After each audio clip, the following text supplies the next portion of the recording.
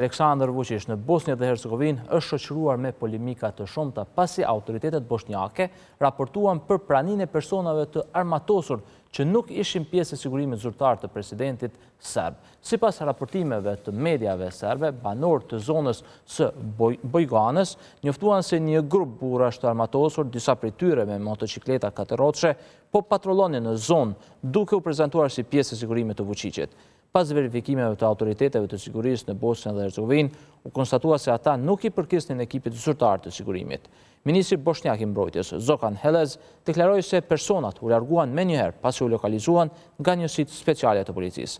Ai theksoi se askush nuk mund të sjellë në territorin e Bosnjës dhe Hercegovinës grupe të armatosura pa njoftim paraprak. Helez tha se raste të tilla nuk janë më befasi kur bëhet fjalë për vizitat e Vučićit në rajon.